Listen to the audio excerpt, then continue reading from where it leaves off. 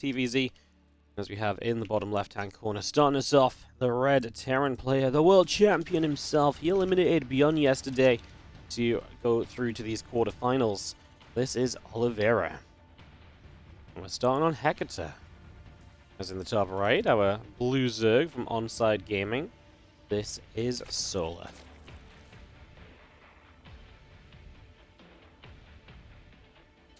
Alright, game number 1 of our best 3 today as we get everything underway, we get everything started, set to go, party on.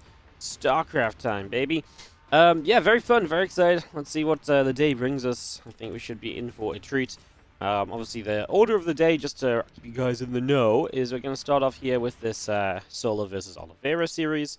Then we're going to be going into Clem versus Hero Marine. The winner of that takes on Ryung in the quarterfinals. Then the semifinals will be the winner of that versus Hero. And on the bottom side, MaxPax plays the winner of this Solar versus Oliveira series. So, and then obviously we've got our finals as well, which will be best of 7. Again, the only delays we might have is that basically we know Solar, Oliveira, and Hero all have World Team League today. Solar is in a different match. Oliveira and Hero are in the same match, but like a series apart. We're just hoping it all works out. We're basically just hoping it all works out. We'll keep a track on World Team League. We'll see kind of what speed it goes at and all that kind of stuff, and just keep our eyes open, and hopefully we'll not have too much of an issue or anything. TLDR, we kind of want our initial games to go kind of not super long, and we want World Team League to just go at a normal pace. And we should just be able to go one match after the next match after the next match for the most part. But yeah, we'll just see how it goes. I mean, worst case scenario, we'll cast a couple of WTL games while we wait for the next for the players to become available again or so, right? So we'll just be doing that. So yeah, that's what's going on. How's everyone feeling? How's everyone doing? Welcome to the stream. Good to have you here. Again, just starting a bit early because of this one extra series too. And yeah, let's see what TvZ brings us. Always one of the fun ones when it comes to testing maps. TvZ almost always delivers. So let's hope that this series does. Let's hopefully get some longer games out from these guys. As we get all of this coming on through in the early stages.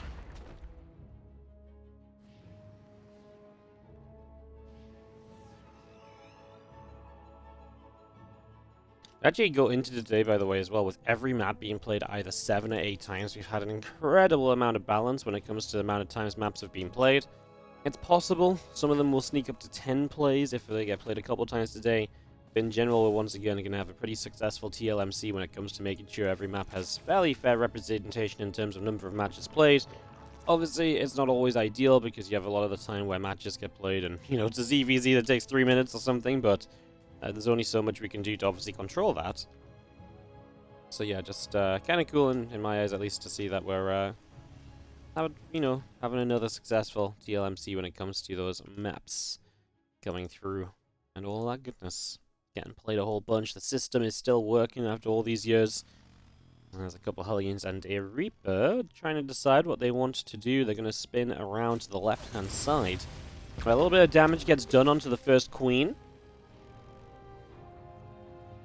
So Queen takes a couple shots of damage. The units go back into the center. Banshee and Cloaking is currently being invested into as well, so we get that online. And that's going to be our setup for these early few minutes. Just plug Banshees, Hellions, very safe stuff from Oliveira. Worth mentioning, I say, thank you so much to Monster, who are once again our sponsors here today in the TLMC. And they are helping to make the entirety of TLMC 18 happen. So thank you so much to Monster. Really appreciate it. This map feels like playing SE2 in WoW. Yeah, with some of the colors, yeah, very like kind of WoW-esque in some of the WoW zones, right? I can't put like pinpoint, but like some of the it's got those kind of like same like the same types of colors, like some of the the brighter and like weirder kind of WoW zones, so on. Yeah, actually kind of cool. I think this map is really pretty. This map's, we've seen some pretty decent games on this map. It quite often leads into a longer game. I wouldn't say this map's really had any games which have been kind of like a, oh my god, this was terrible or anything. This has been, in my eyes, a pretty solid map throughout the map contest tournament. As a few Hellions show up to poke away at the Queens just a little bit as well. Yeah, I mean, you've got your 3 bases, you get a pretty decent 4th base. It really is kind of a pretty standard map. The middle of the map's kind of intriguing with these bridges and so on, and having to knock down rocks to maybe have better pathways to move around. But the base layout obviously just lets you get set up to a good amount of bases quickly. We've seen obviously defensive positions because you've got to ramp up into this base and no other entry point. That's amazing. You come down here and you just defend 2 pretty reasonable chokes as well. It is just a very defendable map. It is a map you're kind of meant to be able to get into the later stages on. And that definitely shows. As we do see our Banshees kind of going a little bit too far forward, a little bit sad for them. They will not see the best of moments here. I mean, to be fair, Hecate does come from the standard section of the map contest maps, which means that it is kind of meant to just be standard. It is just sort of meant to be kind of baseline, normal, not too crazy. There's Hellions and Reaper. I'm just going to come around and just join up towards the center here. The Banshee of Oliveira is already backing it up a little bit. As our melee upgrades and our Banelin speed all get underway as well. Our Hydralisk Den dropping down. We've seen a good amount of Hydraling Bane this week, haven't we? It really feels like in a couple of different matchups in ZVP and ZVT, we've been seeing Hydraling Bane just being like an absolute go-to so frequently. As you see, the couple of Banes continue to join up together. Just going to be seeing our melee upgrades, our Banelin speed, all of this continuing through.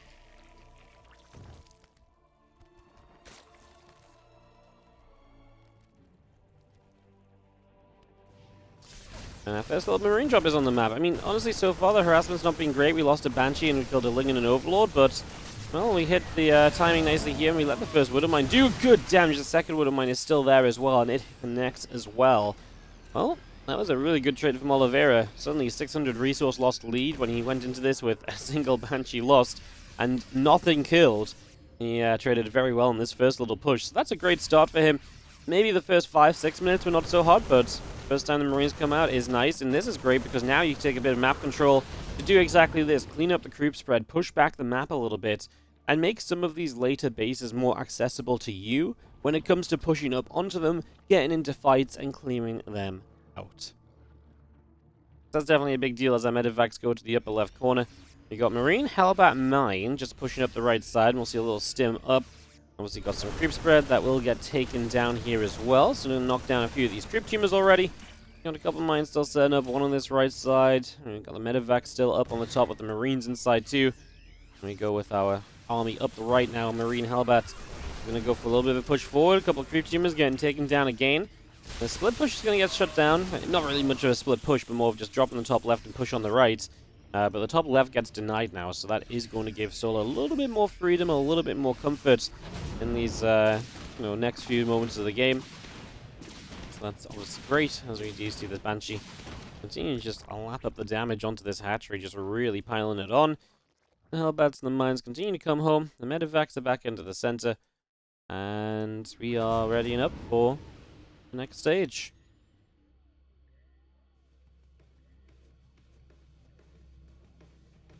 One Widow Mine drop is going to be our next opening point. Well, with Hydras out, obviously Widow Mines are not as useful sometimes. I mean, obviously they're still pretty good against the Ling Bane portions. I kind of more think as well that Widow Mine reached for 6 drones. I was more thinking that sometimes against the Hydras you generally want to maybe have tanks, and you've got to be very careful of the lurker transition, and sometimes having some tanks ready for that is nice as well. We'll see if Oliveira really approaches that at all, as right now he's going to lose his Hellbats, but I'd say that's generally fine. He's still got Widow Mines that have been pretty much just blasting throughout. He's now on the right-hand side, does not lose that medevac. Oh, and he has a Widow Mine there as well. The Widow Mines just here and there are doing a lot, as you see Solar push back down to 4 bases, and Oliveira is able to keep on top of these bases, even though the creep spread is daunting because it's very, widespread. It's not really getting in front of these bases, so Oliveira is able to make jumps, and right there he has the confidence to sit and target fire those additional banelings down. Oliveira definitely feeling it. Some of the micro that we saw him, getting us so excited about back in February in the World Championship. And as the Widow Mine's going to load up, go to the right-hand side, and see where they can go now, as we do have, diving up the middle of the map, our Bioforce is going to get rid of a couple of additional creep tumors.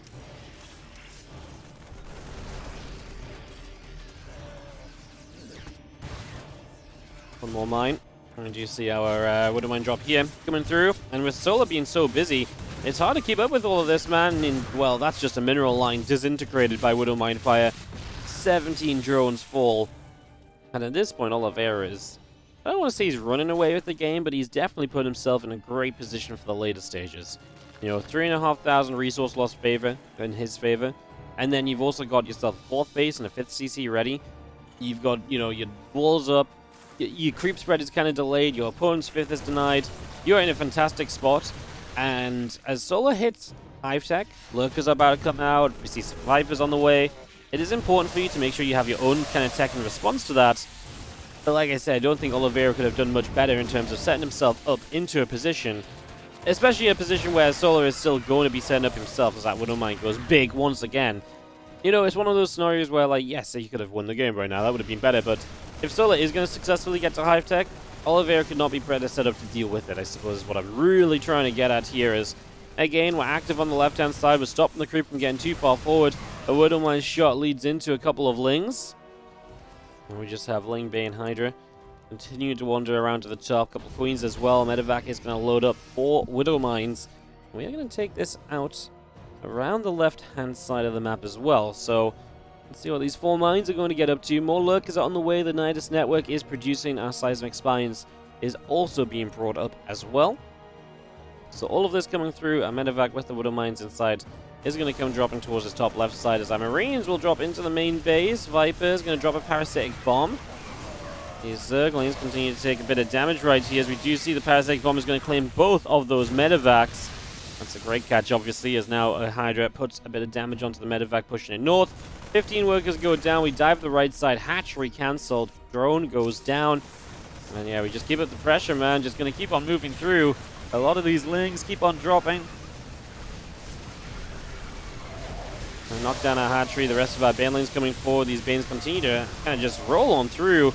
Bio has to keep on splitting up. 17 drones dead. Now a lot of SCVs, though. The counterattack goes on the other side. And this base of Oliveira is going to be lifted off and broken down. Oliveira actually losing a lot of supply. He doesn't instantly rebuild like the Zerg. The good news is that Solo spent all of his bank account and he's not maxed out. So we actually get a kill on this base again. We drop a cheeky little... Wow, he actually dropped the EMP after the snipe.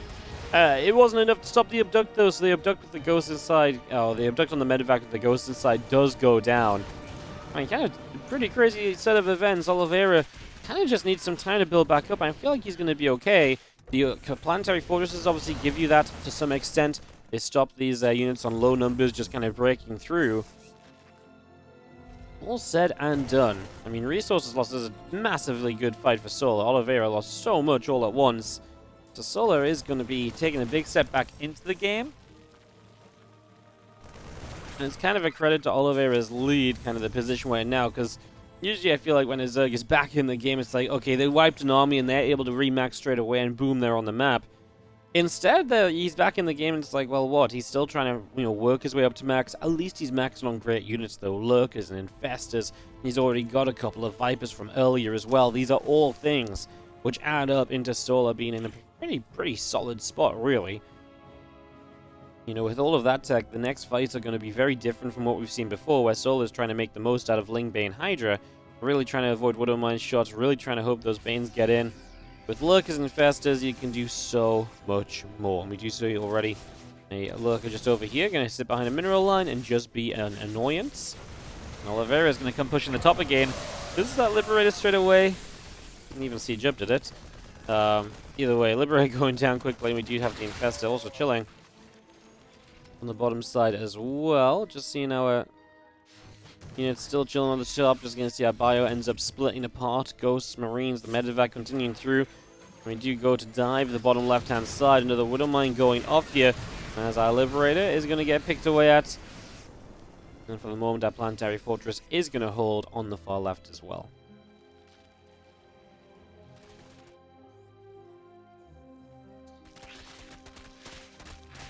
Oh, actually, I see the game starting to develop into the point where we're going to knock down these rocks, additional access points and pathways for Zerg to utilize. They're usually pretty great. I mean, these push positions for Terrans seem amazing. You push off of a base over here, and you've got, basically just a choke point up into your opponent's bases. That's freaking awesome, man. Oh, that's a massive fungal, though. Oliveira turned in this direction. He's going to get caught. Can he save any of these ghosts? He does evacuate 3 of them, but that was a lot more than 3 ghosts that were caught there, obviously. That's a huge catch from Solar to start off this fight. Widow Mines continue to land. Parasitic Bomb comes out. That's going to force these medevacs to split apart as well. Oliveira having a big reset on his ghost count there. He is going to be down to only 3 ghosts on the map when you've got Infestors to EMP, Vipers to deal with, Lurkers to snipe. 3 ghosts does not really cut it. That was a lot of losses. That was extremely expensive. And that is the kind of play that maybe brings Solar into a solid lead now. Where, I mean, look at this. This time around, he's able to kind of get going into another fight straight away. Going to lead some Lingbane Hydra up here. Doesn't seem to think it's good enough, though, so he backed it up once more for the moment. And we do have just Lingbane Hydra chilling on the top side here from Solar, waiting for it to maybe have a bit of a showing in the next few moments as well. Bio Forces continuing to gather together.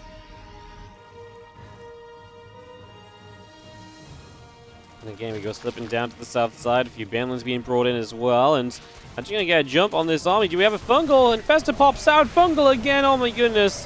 The Fungal growths are just absolutely destroying Oliveira. If he loses this game, it's absolutely because of the Fungals. The last couple especially. I mean, yeah, one of the early fights was pretty decent, but like, this is really just about Fungal growths. A couple times over, they've been huge. Solar will lose the base in the top left-hand corner, but he is swarming the bases in the bottom right, and he's got plenty to go. He's also denying the base on the left side too, so he's really going to shut down Oliveira in multiple places, while Oliveira has very limited amounts himself. He will get Mines Burrow, but the Lurkers get away. All he needs is the chance to get up this ramp. Was that Lurker and Burrow enough for him? He will scan again. He cannot get the snipes off, apparently. He will lose a couple of the ghosts of those Lurker shots. They are actually quite deadly. I mean, this is just such a small force. Reinforcements should clean this one up without issue. Meanwhile, you've still got Hydras pushing down here. Baneling's blown up the last few SCVs. This planetary will not live. We do get one more basis Oliveira before we lift up and we get out of there, but the damage is truly done. Oliveira never had a bank here. There was an active enough game that they never developed, especially for the Terran player. And so here he is with only 100 supply. No money to spend. No workers to really mine with either compared to Solar. That's the big part, obviously. Solar's just double the work account, so he's mining twice as much, and he's trading absolutely fine to make that justifiable as well. So, yeah, Solar's just rocking this. I mean, what a great comeback. Because this was so good for Oliveira in the first 10-11 minutes of the game. Up until Solar kind of got that first kind of crazy fight over on the right, this was really all about Oliveira. He was controlling this game. Like I said, he got to the later stages in what I would describe as the best possible place. It is a weird third base, as much as I'm kind of joking about, you know, why are people cheesing on this map? You know, maybe let's actually look why. A, short rush distance, and B, let's talk about a third base. You can go upwards to this base here. That isn't even such a weird base to take, right? I mean, a little awkward because if your opponent is aggressive, they can take the high ground here. Like, it's hard to just defend this ramp because then you're vulnerable over here. Your opponent can kind of go, woo, and kind of jump around on you. So if you defend like in the middle, your opponent kind of gets high ground in towards both your bases already. I mean, that's kind of frustrating. So then we've got this base over here, which is on the low ground, and it's a mile away from the natural. It's like, oh my goodness. Like, it's all the way around. Like, this doesn't look like much, but this kind of, it being set back and this kind of this outcropping of the main really takes a while to get over here, while your opponent can attack, maybe not easily through this position, but they can set up here very easily as well and stop you coming down this ramp and getting into position. That's what we've seen repeatedly. It's like it only takes a couple of moments and harassment over here where, you know, it's not ridiculous to attack up here, and then boom, you siege the ramp from quite far away. I think that's the big part. The access to this base is so far away from the base itself that you can shut off access to it from really far away on a map that's short and easy to rotate on, and then you can just, you know, send a few units down this side. It doesn't need to be a pretty fight if you've shut off your opponent from getting there, right? So yeah, definitely think that's one of the reasons we're seeing this map be a little bit funky. Oxide had a relatively far triangle base. Yeah, it did. Oxide was a was Oxide a map that people liked a lot? Can't remember. Yeah, it was horrendous or great if you're a Terran. Yeah, no, there's definitely reasons why you've seen this map not be as well liked going into a longer game and everything. It really got vetoed a lot in day 1 and 2, and I had to really put it in a lot of the match orders. It didn't get vetoed too much the last couple of days, actually. It just, when we do see it, it just gets, like I say, absolutely cheesed on. Oxide and Submarine were in the pool together. Oh yeah, that was hashtag Terran pool, right? Oh yeah, Oxide. The Oxide's triangle third was terrible too. Nobody liked that. Terrans just pushed up to that all the time. Yeah, people pushed up to that third base all the time if you try to take that direction. At least that map had a longer rush distance in general though, right?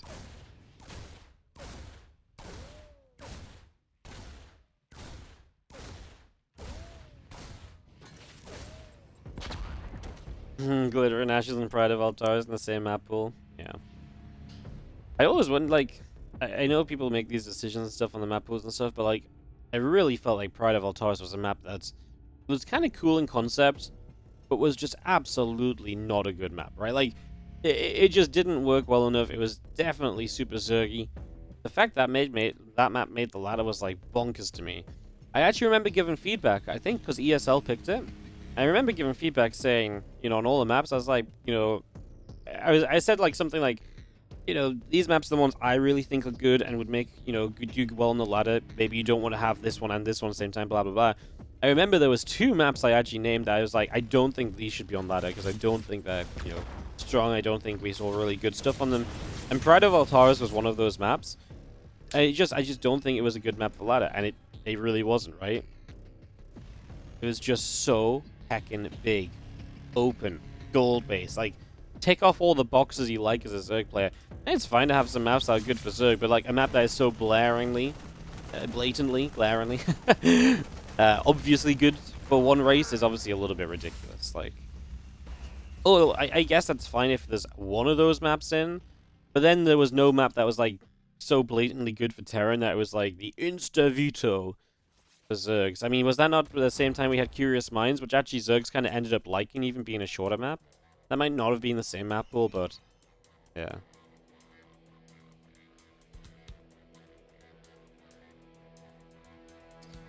Just kind of following Reaper and Hellion around here early, guys. We've had an Overlord die. Solo getting a bit of scout information. He is doing Shibon, trying to find scout as he sees the 3rd CC. He did see Stim. Nice to see the Ling just getting a bit of extra additional info here.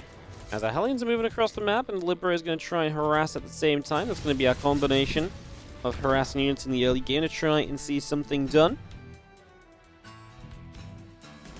Moving over to the right-hand side, just going to tap the Queens a little bit and pull back towards the rocks, which are going to get nibbled down. I mean, this is a nice opening to have. So we've actually not really, if I'm not mistaken, seen these being taken down before now. So as we knock these rocks down, it's a narrow pathway, but it is a pathway up into the base, so it just gives you one more dive location for these Hellions, or even an escape strategy at certain points too. Terrans like tiny chokes, and that's a tiny choke they may be able to make some use of at some stage, so you may as well open it up while you have the chance.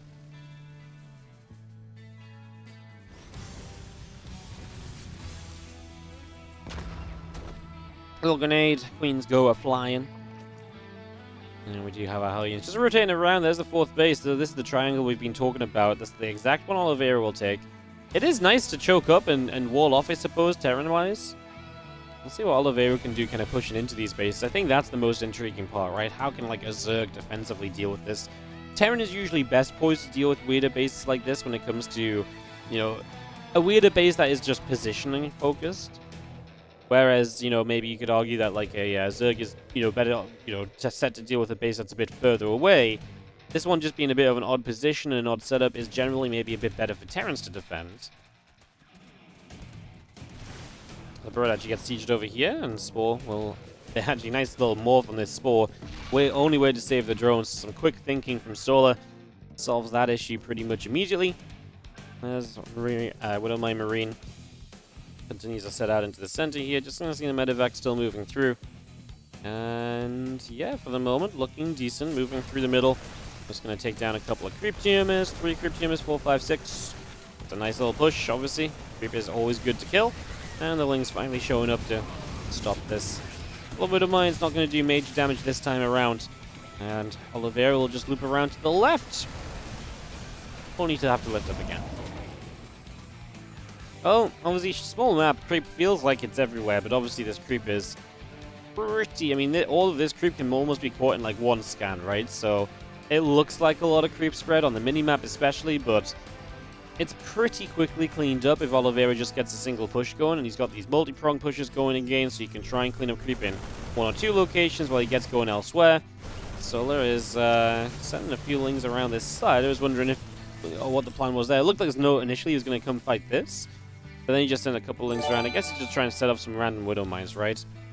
Exactly like this. If you can set off that Widow Mine, that's then one less thing you have to worry about right here, so that's pretty great. Ling being going to re-engage in from the center towards the right. The Hellbats, the Marines, have to come around. Just another mine that's going to be eaten by Queens. And we do get a few drones to the Liberator that's going to find true success in the back of the natural expansion. So we're going to knock this through. And that is going to be that Queen getting knocked down as we re-engage through some creep spread. Pig with the raid! Hello everybody, and the resub too. Welcome guys. This is the Team Liquid Map Contest Tournament where we try to find out what maps are good so that we can put them on the ladder in seasons to come. Welcome guys. Thank you so much for joining. Thank you so much for the raid. This is our very first series of the day, and we have the full final day of the playoffs today, so we've got loads of StarCraft coming up, starting with this TvZ. It's 1-0 lead for Solar in the round of 8. Lings are going to go diving through, and the Medivacs will have to load up and retreat away. On the left side, we'll dive with Zerglings to try and take down a command center. A couple of Marines just picking their way through a hatchery. And again, as 5 drones have already dropped, well, actually, we have Queens up over here knocking these Medivacs. You know, this base over here is going to get defended. We're going to have these Marines dropping back down and able to do a little bit at least before Banelings show up. Yeah, I mean, Oliveira is still in a pretty decent spot, but obviously Solar does have a chance to just spend a crap ton of money. He's got money in the bank, and if he spends all that, he's going to be in pretty good stead, but he has not been injecting perfectly. The Queens have been pulled around a lot. They've always been running around defensively more so than injecting, so Lava is currently a problem for him. He starts to spend some of it now, but yeah, just needs to keep on top of those injects. Again, the drop in the top right pushed away. The little push in the center doesn't look that scary. Solar's doing a pretty good job of leading into the Widow Mines, as I say, as he probably takes the worst Widow Mine shots he's taken all game. But he's been doing a pretty good... Okay, cool. Before the last 10 seconds, Solar was doing a pretty good job of dealing with the Widow Mines. The moment I started to talk about them, he took some horrendous Widow Mine shots on the army and on the worker line. As our Ling Bane is going to flood through into this natural, and, well, is Oliveira going to have enough to hold this off? This hasn't really been anything too much outside of just Solar diving forward, and Oliveira maybe just kind of being a bit too spread everywhere. I mean, Oliveira's army supply is still good. Where is it? Wow, how do you have 55 army and you just have like 10 bio units? Yeah, he just doesn't have... I guess he's just got a good amount of Medivacs in the sky. He's got a few mines. It really felt like Oliveira is going to have more to deal with that, and as it stands, he does not trade too terribly. He's still trading well in the game.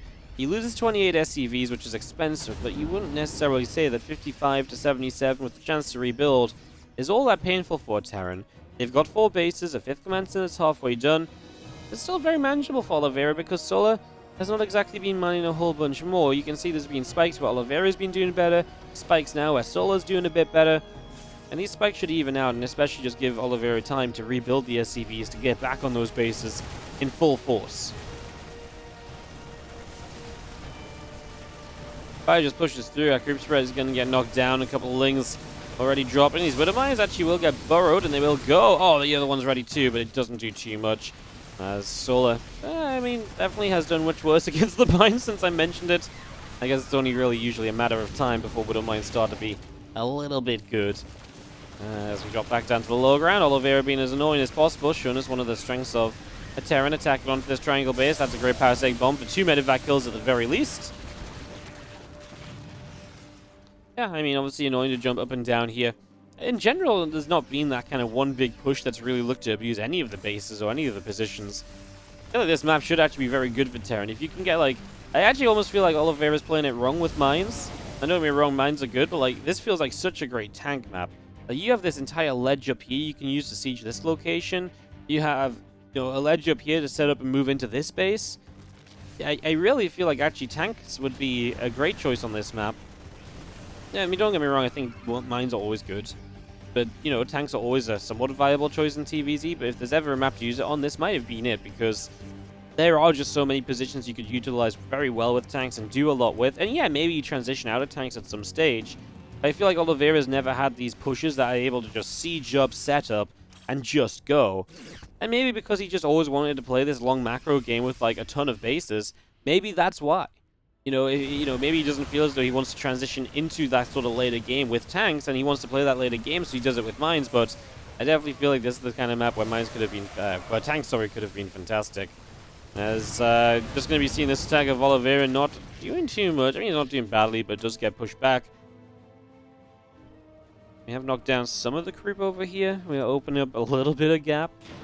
As over here, this little drop got taken down as well. We try to establish the 5th base, morph this into a planetary fortress. This is where Oliveira is going to drop off to try and attempt to defend. Solo's not really launching an attack just yet, though. Does a bit of back and forth. Finally, actually sets that mine off without taking a big hit. Another mine goes off. A few more lings getting caught. Now our Zerglings of Solo are going to head all the way to the northern side.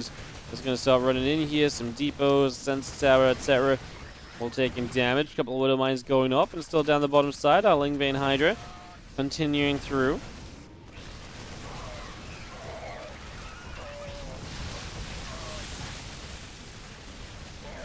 A pretty good job just across the board, really, as our Lings are going to dive back onto this northern side base.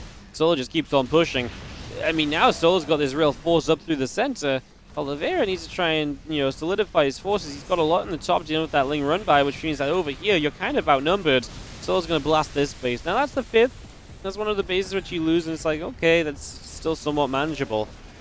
Let's see if Solo can keep going, though. I mean, Oliveira should be able to get his units from the top right back to the left now. However, Solo's so good. Straight back in with the Lings on the top right, realizing that Oliveira would naturally be bringing his reinforcements to the left because he has so much to deal with over there.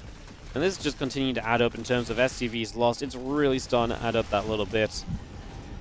This is becoming that a little bit costly here. As Lingbane continues to produce.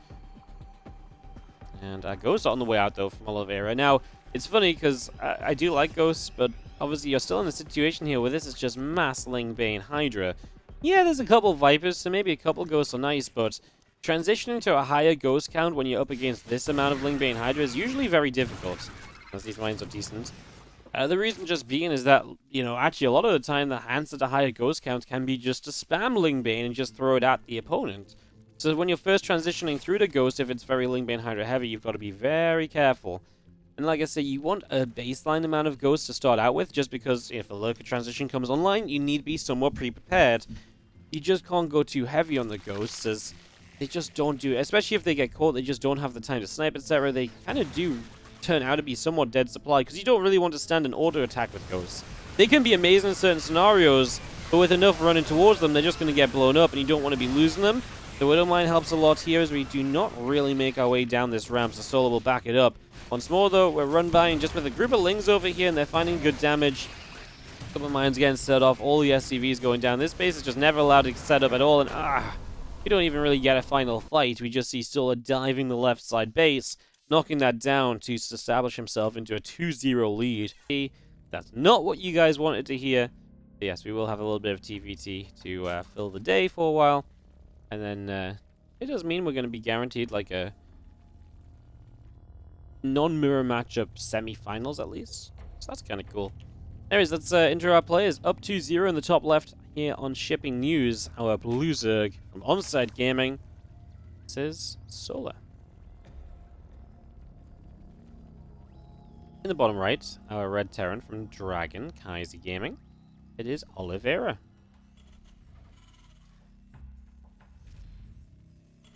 So the main talking point of this map has absolutely been this forward third base location that is half gold, half blue. The reason it's set up like this with 6 patches is that this actually overall provides the same amount of income as a regular blue base. But obviously you can do that off of less workers. So you reach the same income as, say, this base, but with 4 less workers. So that's obviously a pretty big deal, because early in the game, you can hit same amount of income with 4 less workers. Well, that could potentially be, 10% difference on your economy and so on. It's a big deal. the earlier you take it is the bigger a deal it is, right? And from overall discussions and judgments in the end, you know, obviously it's kind of pointing outwards. If you knock down the rocks, this base can maybe be attacked up into, and harass on the, you know, it points outwards, so the harass from the sky might be good onto it, but overall kind of thoughts basically that it doesn't cost Zerg anything to take this base, because they're used to taking super fast 3 bases anyways. And that just means that Zerg just get a boost, whereas if the Terran or Protoss try to take this super early, it's not been easy to defend. It has been a problem. Terrans and Protosses that tried to take it early just have not really been able to get enough benefit out of it. It's been extremely risky. So, yeah, unfortunately, it's kind of a cool idea, and we were kind of discussing, like, well, what if it was a 4th base, right? Well, obviously, the later in the game you kind of do something like this, the less impact it has, because when you're on 4 bases, you're usually 66 plus workers. 4 worker difference at that point is not as big of a deal, right? Like, it's, yeah, sure, it's nice being able to mine with 4 less workers, but mining with 4 less workers at 40 workers is way more impactful than at 60 workers. So, yeah, cool idea. Just don't know if it's really going to work in the non-Zerg's favor at all, because it just feels like this is a base the Zerg will always get somewhat early. They can put workers onto straight away, even if you just put workers on the gold patches, right? You can start mining those out immediately. Yeah, it's definitely been what we've seen in the games as well. We saw TVP on this, man, with Beyond and Showtime. It was actually a very fun, long macro game. They had a fun little start with those gold minerals as well. Zerg just ruins it, man. Zerg just benefits so much from the gold because they naturally take eco faster. Gosh darn, this StarCraft game. All the races working differently and being really cool.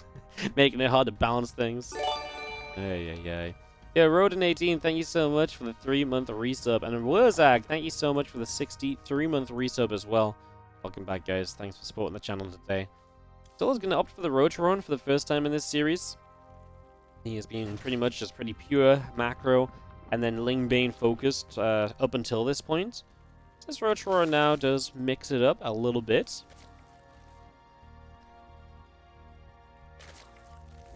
There's our couple coins coming out to the center. Let me get this up and running. It's not a good base for Zerg because tanks can siege it easily. Yes, great. Siege your tanks here, and the Zerg will just run at you from this massive open space here. But yeah, tanks can siege it early, but like it's a super easy position for a Zerg to run into and flank. You know? Because you can even put queens on the high ground to like shoot down at the tanks to absorb the first couple of shots as you run in to flood the position. Like sure, if you fall behind early, it's a horrible base to then hold on to. But the boosted economy is going to make it even easier to boost, you know, to break through these positions as well. Don't get me wrong, like, it's absolutely intended to be a difficult to take base. I just don't think it actually is something that the Zerg really gets punished for because they get a bit of a benefit. And I actually think this low ground is too easy to attack into against tank sieges. I don't think the air harass would be nice, right? But I don't think it's like, I just don't think it's enough to slow it down so much, right? I guess, I mean, we've just seen it so far. That's basically what we've seen this week is Oliveira is going to load up Medivacs. He's actually opened up with this fast stim, so it's actually not a bad position for him. Fast stim against these roaches. Marines will be able to chase these down, and Solo's going to be like, huh, that's not good. Yeah, he's going to lose pretty much all these roaches. He doesn't really kill many Marines, so Oliveira will be able to get aggressive from here on out as well. Really is pretty much a dream start. You just knock down 8 roaches for 3 Marines. A really great start here from Oliveira, and he goes across the map to try and get something done. Marines will knock down our Overlord. As our Marines is going to stim up, and that's going to be a bunch of Queens going down as well. Creep spread is going to get denied too, so that's actually a really good drop. Oliveira is off to the races here in game number 3. Multiple roaches just getting target fired. I mean, talk about value. You're trading out like a Marine for each of these roaches. That is absolutely a trade that you take. Fantastic. What he spends off the early game talking about how good the map is for Zerg, and Oliveira just steamrolls. Now, I talked about how good this base is.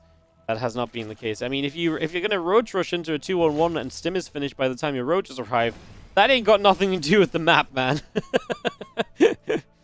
That's just not a good build order matchup. As now we will actually maybe see. Okay, This is actually, I think, where this position could get very good for Oliveira, with tanks coming across, sieges potentially available, and Solo not having had a good start. That's kind of what I said, right? Then you maybe can punish this a bit.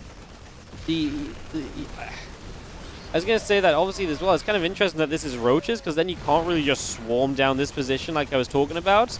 But instead, obviously, you do have corrosive bowels to maybe try and hit through those tanks. This position works as well. Like, obviously, the tanks cover this area and the mineral line still, so... There's Biles, though, knocks the first tank away. Marine's still trying to push up this ramp. The Roach Ravager dancing back and forth is seemingly in just about good enough numbers to hold this off. Oliveira's going to reposition. I wonder how good over here will be against the Roach Ravager. Like I say, with the... that doesn't feel like a good siege. Like, the Ravagers are right there. I just don't feel like that's a siege you can make. But yes, you can hit the... I mean, let's just see what the Roach Ravager does as this base gets done. What a great example of what we were literally just talking about. As the Biles will come through. Yeah, Solo doesn't really have any issues. He just has a lot of Roach Ravager, doesn't he? Like, heckin' crap. He has so much. And he really does just nail down each and every one of those tanks. It didn't really even look too difficult for Solo. Like, he had to pull away from the mining for a little bit, but it really didn't take too long. Single link goes down in the center. As the rest of this army pulls back over to the left side, we'll start to work its way through this set of rocks.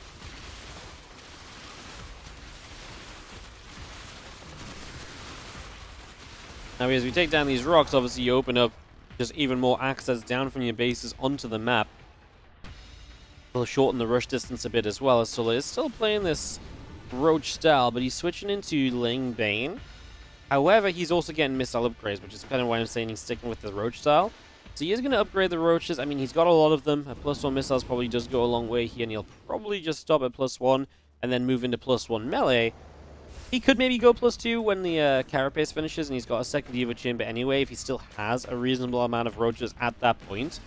But I would imagine from here on out, Solo just uses this as his baseline set of Roaches, and more so adds to these Roaches with Ling Bane, rather than replenishing them or, you know, adding even more Roach kind of, you know, portions of this army, because those generally are not going to be so hot. Marines is holding out on the watchtower. Just going to take that for a few moments, and we do have ourselves tanks and bio units sitting out the front as well. The Ling Roach Ravager comes through, biling to scare off our medevacs. Obviously, with the watchtowers, they do help you to really cover the middle of the map and the vision here. We've never really talked much about the middle of the map on shipping news, but we have got these kind of avenues created. It's a kind of makes some interesting positions. Like if both armies sit in the center, it'll be hard to move through, which would encourage you to move around the edges of the map instead with larger armies. So we'll see how much of a factor that becomes. We have seen, actually, to be fair, a lot of the fights happening around these sort of areas that I'm just showing right now, more so than in the middle, when we have seen the longer games develop on this map. We'll see if that changes at all here in this game 3 for Oliveira and Sola. Oliveira's going pretty aggressive. He's adding on Liberators, which really is a sign that he just wants to, in my eyes, push and really siege up like a position. And just hopefully break through with that kind of attack. There's our Libs sitting up in the high ground. Our Libs coming forward, Bio taking the watchtower. So we get ready to keep on pushing toward the upper left side. The couple Liberators will be sieging. Corrosive Biles will knock one Liberator down immediately. And as our Lings try and run by, Oliveira pulls back quickly to try and help deal with this. Might want to lift those depots up just in case they make the dive into the natural main. Could have been a bit more annoying, so it decides just to keep a few Lings alive instead. Hey, maybe they can be a threat as they morph into Banes or something. They could still run by, or they just run by as Lings when there's no units there again. A couple of choices. I like the idea of keeping them back and just keeping them alive instead of diving the natural. Position, though, is good. I mean, we see Oliveira pushing up this left side with Liberated Tank. The only issue is, as you go up this left side, it feels like it's going to be a very long time until he hits a base. I guess this base is going to be the base he hits first, because this left one is much further, you know, set back. Corrosive Biles knocking down a siege tank there, and that's what Oliveira has to try and avoid. The Biles finding too many good shots on his heavy attack units. Libs and tanks. You know, you're going to lose some to Biles, that's inevitable, but it's about managing how many of them you're losing to the Biles. There's a couple more Biles dropping off there. Just going to be seeing an extractor going down. Patrick taking some shots. A few Roaches are going to go nipping their way into the natural. Oh, we do not get the depot raised, so the Lings will be able to flood through as well. Uh-oh. That might be a problem as we've broken up to the high ground here, but Sola's counterattacks so good over the last couple of games, and this is going to be absolutely no different. Continue to push forward. A few SCVs going down. We do see the +2 armor upgrade in the front. Being taken down as well as our Lings and our Banes just keep on running through. 12, 13, 14 SCVs have fallen. As we stand back towards this high ground here, we see a couple of Ravages continue to fight. The Queens are being chased away. We do have our Lings and our Roaches still pushing through towards the Marines and everything else. It's going to be seeing another parasitic bomb landing onto the medevac.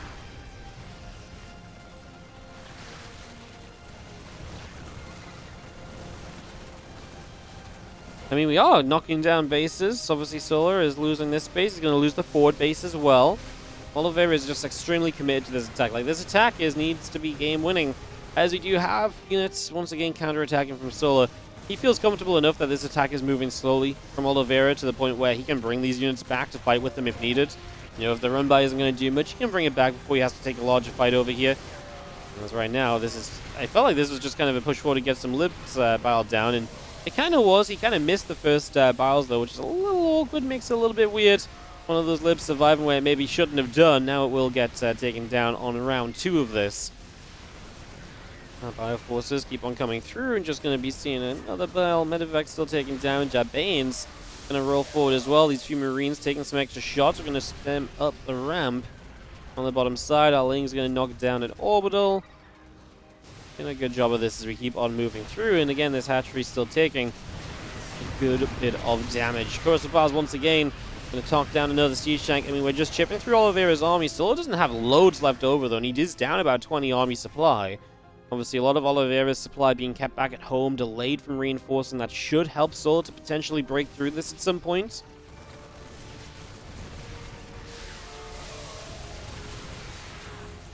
There we go, another Corrosive Bile, just going to knock a siege tank down again. This is what this is all about, just chipping through the Terran army. Replenishing these tech units is not easily done, so the Ravages are putting in work. Another tank goes down, tank blinding cloud as well. We can actually continue to fight into this, and it allows us to get a couple more biles off. Doesn't finish the tank off, but now it's 1 bile from death. We only have, what, 3 tanks as a third one just arrived in a Liberator, so the tech units really are just dropping like flies, and this is going to be Solar with too much. Oliveira does not have the power here, surely, to stay true. A lot of his army supply at this point is medevacs that do not have a job role to fill. They do not have work to be done. 6 medevacs with a single Marauder to heal. He has some Marines from the other side, but the last tech unit goes down without tanks or anything. This really just becomes a position you can't really hold on to. GG from Oliveira. Solar just absolutely smashes them in this series. I gotta say, Oliveira set up really well throughout this series.